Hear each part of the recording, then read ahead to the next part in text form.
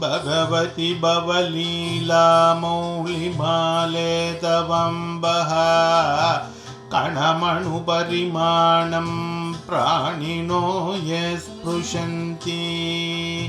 अमरनगरनारी चामरग्राहिणीनां विगतकलि कलङ्गातङ्गमङ्गे लुठन्ति ब्रह्माण्डं खण्डयन्ति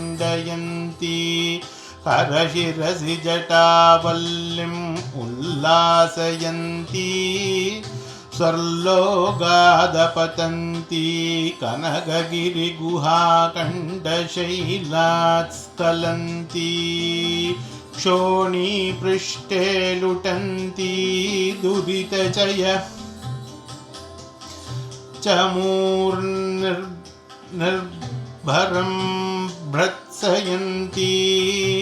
पातोदिं पूरयन्ति सुरनगरसरित्पावनीनः पुनातो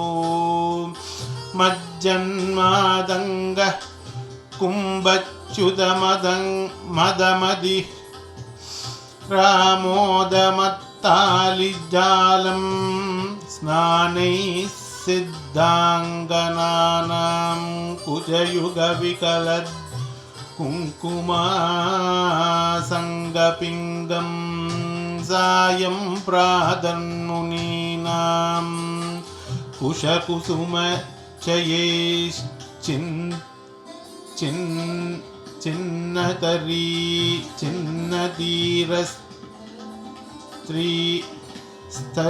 स्तनीरं पायान्तो गाङ्गम्बः करिकरमकराक्रान्त रहस्तरङ्गम् आदावादी पितामहस्य नियमव्यापारपात्रे जलं पश्चात्पन्नगशायिनो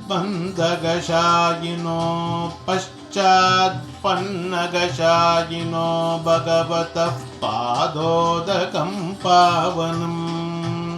भूयः शम्भुजटाविभूषणः मणिः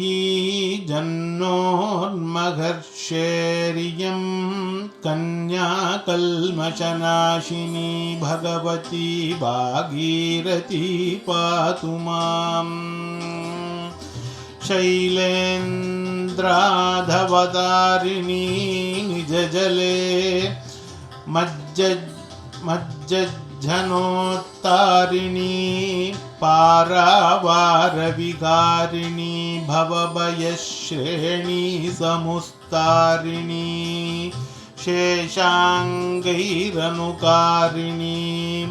करशिरोवल्लीधलाकारिणी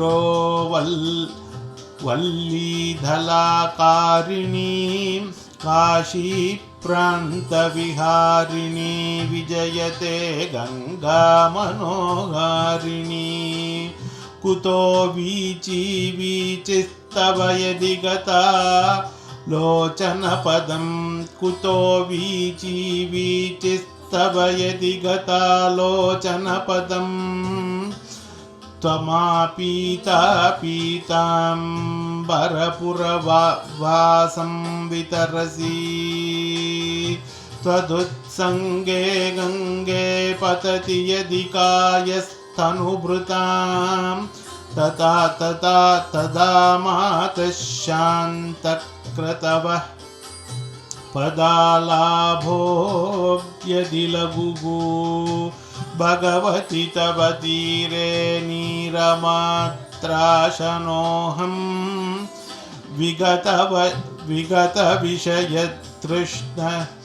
कृष्णमाराधयामि